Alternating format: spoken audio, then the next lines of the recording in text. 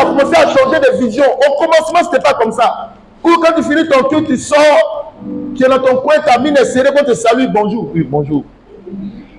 Et puis tu vas, tu prends ta voiture, c'est parti. C'est quel culte tu es venu rendre à Dieu? C'était mieux que tu restes chez toi à la maison pour te mettre à genoux et puis adorer ton Dieu. C'est tout. C'est mieux. Quand tu viens de l'assemblée de Dieu, dans l'assemblée de Dieu, il faut qu'il y ait corps à corps. Directement corps à corps. Ce matin, je vais parler de l'interréaction. Il faut que l'église s'habitue à interagir avec les frères. Interagir, ça veut dire quoi? Ça veut dire il faut parler aux autres. Et puis amène-les à aussi te parler. Si ton voisin, tu as remarqué que tu lui parles, il ne te parle pas, il faut le forcer à te parler.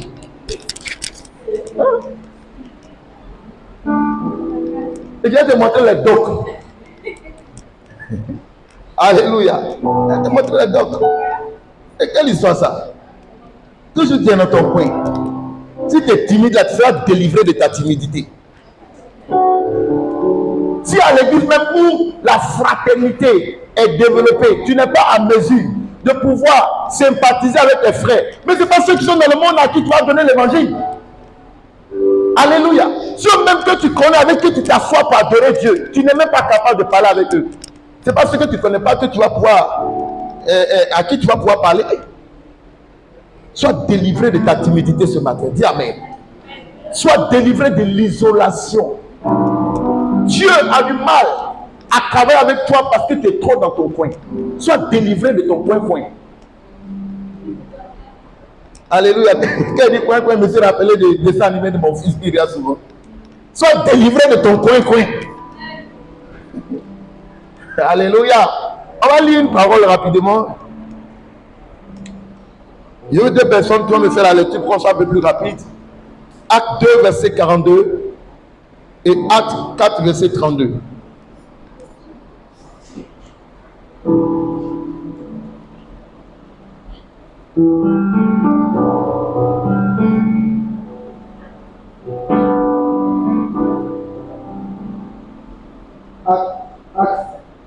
Acte 2, verset 42. Yeah.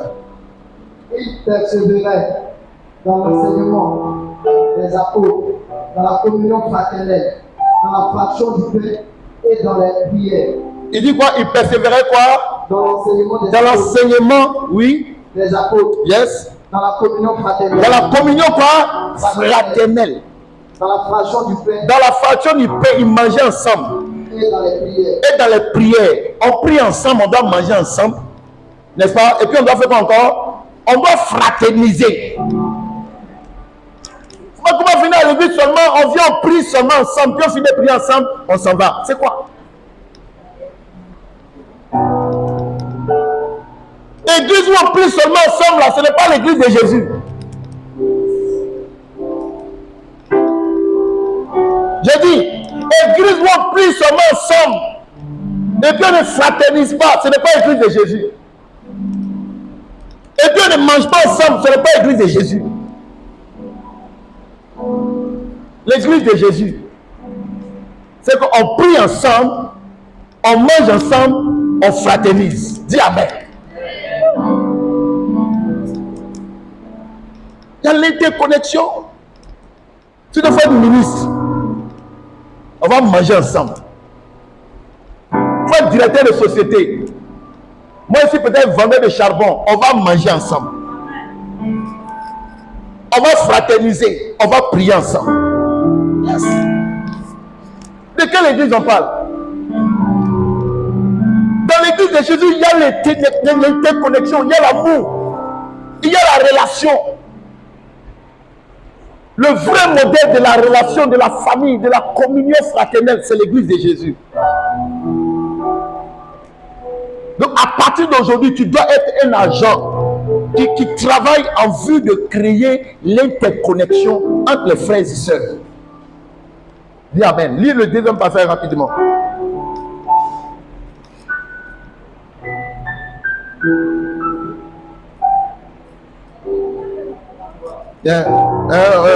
Acte 2, non, 4, verset 32. Acte 2, verset 32.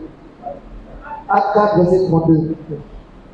La multitude de ceux qui avaient cru n'était qu'un cœur et une âme. Nul ne disait que c'est bien lui appartient. En propre. Mais tout était commun entre eux. Tout était commun entre eux. Pour être en voisin, vous dites voisine, la robe que tu as portée là, c'est pour moi aussi. Chaussures que tu as portées là, c'est pour moi aussi. Amen. Non, ma voiture là, tu n'as pas monté dedans. Il ne faudrait pas que ton parfum de ta sueur qui sent mal là, ça reste dans ma voiture. Et ça là, tu dis que tu es de l'église. Tu n'es pas de l'église. Tu es un espion. Tu es un espion qui est rentré dans l'église pour pouvoir détruire, je veux dire, l'harmonie de l'église. Alléluia. Gloire à Dieu. Et que là, ton frère, une chaussure vraiment très très décalée. Tu sens que même la semaine est finie. Et tu ne veux même pas le saluer parce que tu ne veux même pas le sentir. Oh, celui-là, non. Lui là, quand tu veux le saluer, vraiment sa pauvreté là-bas déteint sur moi. Tu es méchant. Toi, tu ne fais pas partie de l'église. Une personne comme ça, c'est mieux pour toi de rester chez toi à la maison. Gloire à Dieu. Parce que quand nous venons dans la maison de Dieu, nous venons fraterniser. On vient manger ensemble. On vient s'entraider. Si j'ai habits, que mon frère n'a pas habits, je vais lui donner des habits. Si j'ai chaussures, que mon frère n'a pas de chaussures, je vais lui donner des chaussures. C'est ça, venir communier avec Dieu. C'est ça la fraternité. C'est ça l'église de Jésus. Alléluia.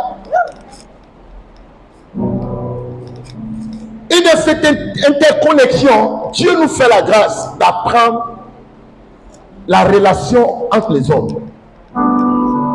Si tu viens à l'église, que tu vis la vie de l'église, la communion fraternelle, je t'assure que tu auras la facilité de pouvoir approcher des gens. J'ai béni Dieu. Maman, par la grâce de Dieu, c'est la vie de l'église qui l'a rendue. C'est quelqu'un qui était beaucoup calme. Elle ne parle pas. Amen. Mais aujourd'hui, là, elle est évidemment, souvent, elle a regardé, waouh, Jésus est wonderful. On peut acclamer le Seigneur. Et sa famille même sait très bien qu'elle est calme. Aujourd'hui, ils sont vraiment étonnés de ce que Dieu fait avec elle. Amen. Lui, quand tu viens à l'église, là, si tu étais timide, là, ta timidité change. Tu deviens quelqu'un de veillé. Si tu es quelqu'un qui était dans son coin, tu vas quitter ton coin. À partir d'aujourd'hui, tu vas attraper quelqu'un. Si tu sens qu'il y a quelqu'un qui te trouve dans son coin là, il faut interagir avec lui. Tu lui parles. S'il ne veut pas te parler, tu l'obliges à te parler. Il faut regarder, regarde. Tu as remarqué un gars, le gars est tout dans son coin, il ne parle pas. Quand on le salue, même on dit, mon frère, tu es béni. Gloire à Dieu.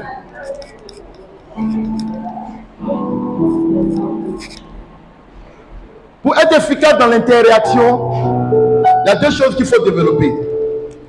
Vous avez bien remarqué, la plupart des temps, quand on fait les cultes, j'aime dire, dis à ton voisin. Je ne le fais pas pour amusement. Je le fais tout simplement pour vous emmener à vous parler. Si il y a des gens, ils vont s'asseoir jusqu'à le culte a fini, puis ils rentrent à la maison. Ce que tu ne sais pas, c'est qu'il y a des gens là, ils n'ont personne à qui parler dehors. Et quand ils viennent à l'église, ils s'attendent à ce que quelqu'un leur dise bonjour. Est-ce que vous savez qu'il y a des gens qui font une semaine sans que personne ne leur dise bonjour? C'est comme ça ce monde-là est.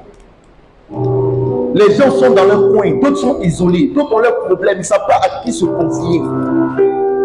Et nous, l'église, le Seigneur nous fait la grâce de développer au travers de la fraternisation, au travers des cultes que nous avons. Parce que nos cultes sont des cultes de prière d'ensemble, de partage, de corps à corps. Alléluia. Et qui nous donne d'avoir cette capacité d'interagir avec tout le monde. Dis avec moi, avec tout le monde. Si tu es capable d'interagir avec ton frère et ta soeur à l'église, c'est que tu seras capable de quoi interagir avec ceux qui sont dehors, qui sont tes voisins, qui sont même des païens. Parce que le Seigneur va jusqu'à dire, si tu salues seulement ceux que tu connais, alors tu n'as rien fait. Tu n'as rien fait d'extraordinaire. Tu dois saluer ceux que tu ne connais pas.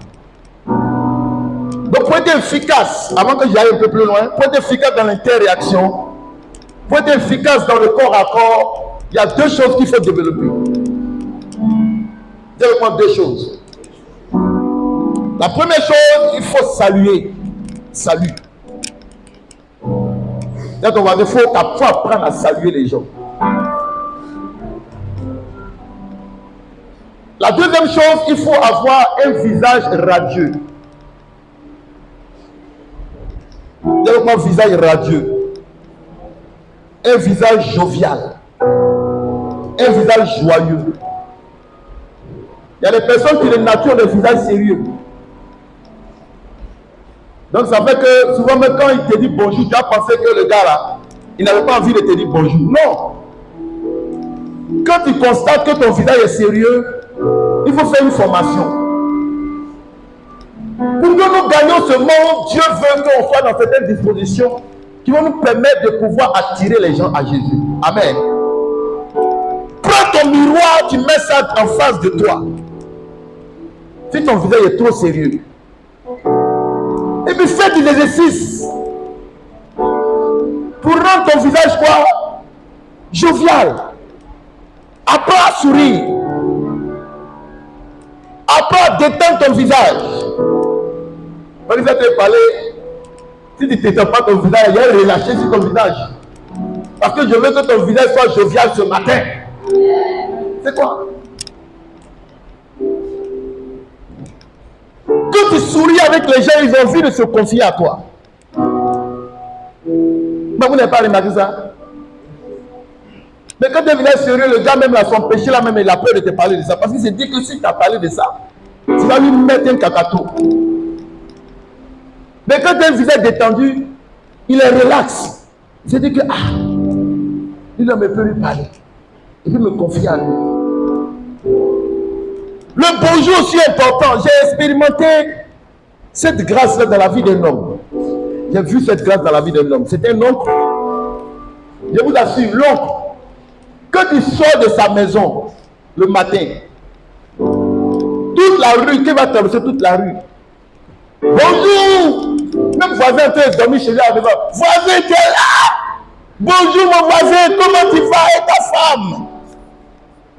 Il y a des gens qui ne connaissent pas, ils les regardent. Bonjour. Comment allez-vous? Avec un visage radieux, un visage souriant. Il a tellement créé de corps à corps même que finalement, les habitants du quartier voulaient le prendre comme le chef du quartier. Donc, imaginez l'évangile de cet homme-là. S'il veut annoncer l'évangile, il a déjà créé une bonne disposition. Il a ouvert la porte par le seul fait de développer quoi? La salutation. Et quoi? Un visage jovial. Un visage radieux. Un visage joyeux. Les chrétiens, ces deux choses-là sont aussi minimes. Ils ne sont même pas aussi compliqués. Mais les chrétiens ont le problème avec ça. Tu vois, le chrétien finit l'église. Il sort de l'église, son visage est serré. Et il va partir, même son voisin. Ceux qui vont rencontrer sur la route, ne les saluent pas. Regarde, tu n'es pas obligé de connaître quelqu'un pour le saluer. Tu n'es pas obligé. Et souvent vous aimez dire non, comme elle ne salue pas là, je ne la salue pas. Mais elle ne te salue pas parce qu'elle n'a rien à te donner. Toi, tu dois la saluer parce que tu as quelque chose à lui donner. Le monde attend avec un ardent désir la révélation des fils de Dieu. Mais comment est-ce que ce monde va recevoir la révélation si nous n'avons pas fait ce monde-là pour créer le contact avec le monde? Si nous ne faisons pas de corps à corps. Aujourd'hui, on veut rester dans notre coin. Non! L'église ne t'enseigne pas de rester dans ton coin. Jésus ne t'enseigne pas de rester dans ton coin. Jésus veut que tu sortes de ton coin, que tu fasses corps à corps avec les gens. Que tu salues les gens. Une personne que tu ne salues pas, bien aimé, tu auras du mal à lui parler de Jésus. Une fois tu le vois, tu le boudes. Tu fais comme si tu ne le vois pas. Une fois, deux fois, puis toi, le fois, tu dis mon frère, bonjour. Il t'a parlé de Jésus. Tu penses qu'il a oublié les deux fois où tu l'as pas salué là? Il n'a pas oublié. Il t'attendait même au tournant même.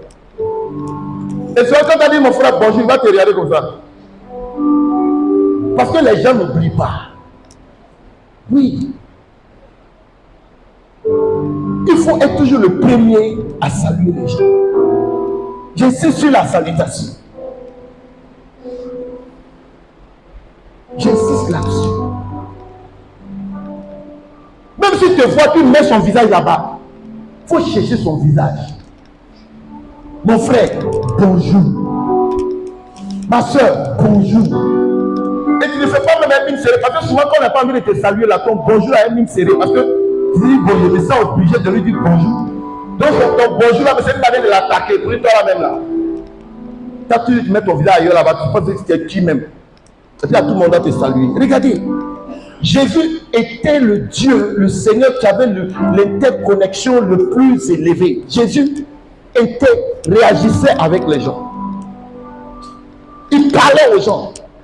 Et il amenait les gens à lui parler, à lui poser des questions.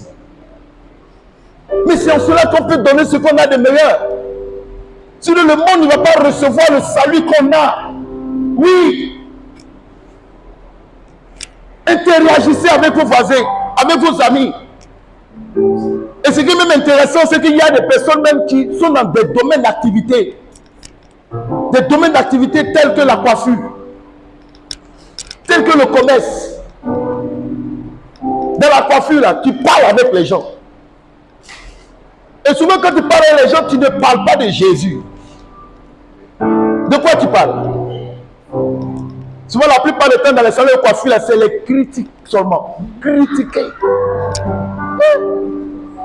Critique seulement, pas de quoi, de n'importe quoi. Vous savez pourquoi est-ce que les gens qui sont en contact avec vous ne vous prennent pas au sérieux? Parce que vous ne leur donnez pas ce dont ils ont besoin. La Bible dit que le sel perd sa saveur. Le monde, les hommes le foulent aux pieds. On ne te prend pas au sérieux parce que quand tu rencontres les gens, de quoi est-ce que tu parles? Vous causez autour des novellas.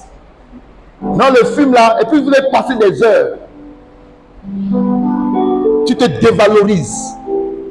Tu as de la valeur. Parce que tu transportes l'évangile dont le monde attend avec un ardent désir. Le monde a besoin de Jésus. Quand Dieu nous met dans des dimensions où nous avons beaucoup de connexions, bien aimés, exploitons ces connexions-là pour pouvoir permettre au monde de connaître Jésus et d'être sauvé. Amen. Il n'y a pas d'activité un peu comme tout à l'heure j'ai dit coiffure et encore en plus. Aidez-moi, quel domaine encore où on a beaucoup de connexions? La couture, le commerce, pas d'autre encore? Chauffeur de taxi.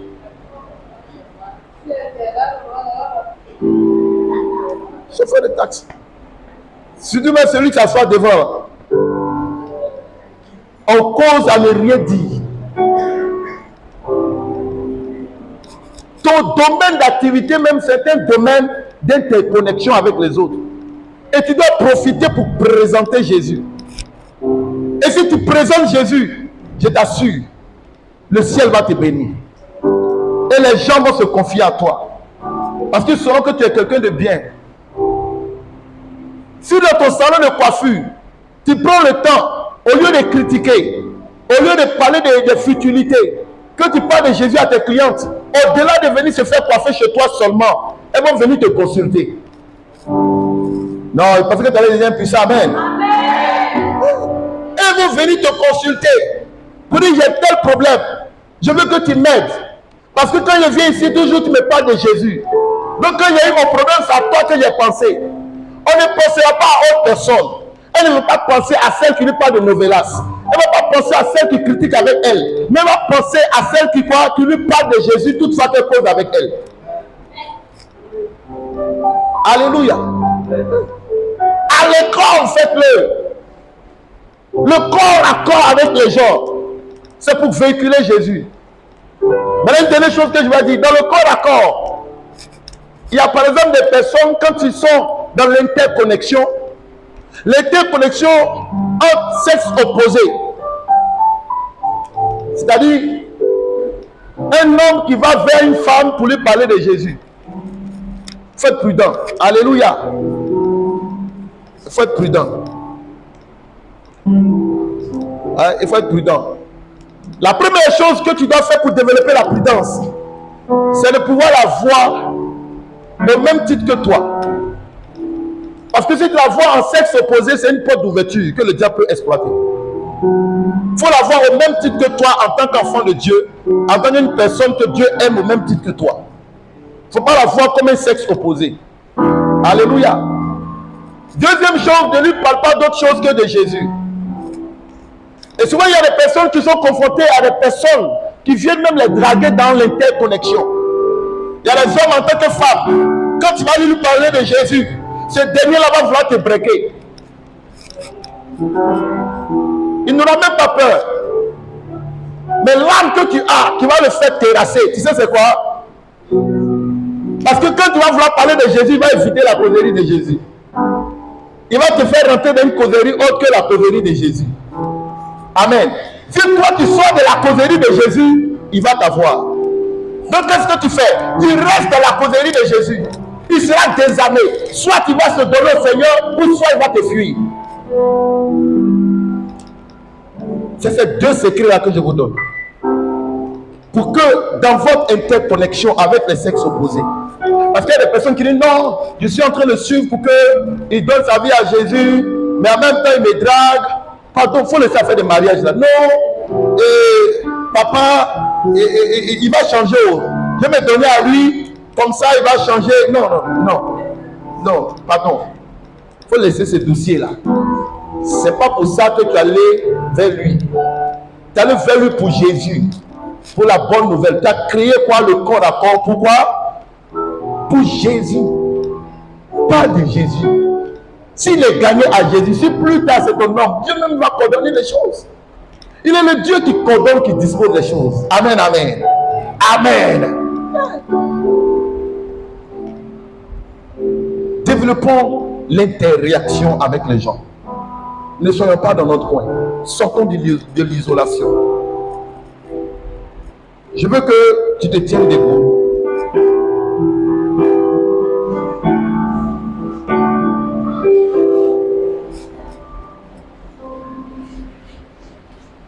Pour qui c'est difficile de rentrer en contact avec les gens, de parler avec les gens? C'est difficile pour toi. C'est-à-dire, tu es très gêné. Tu as honte, tu as souvent peur. Lève la main s'il te plaît, je veux prier pour toi.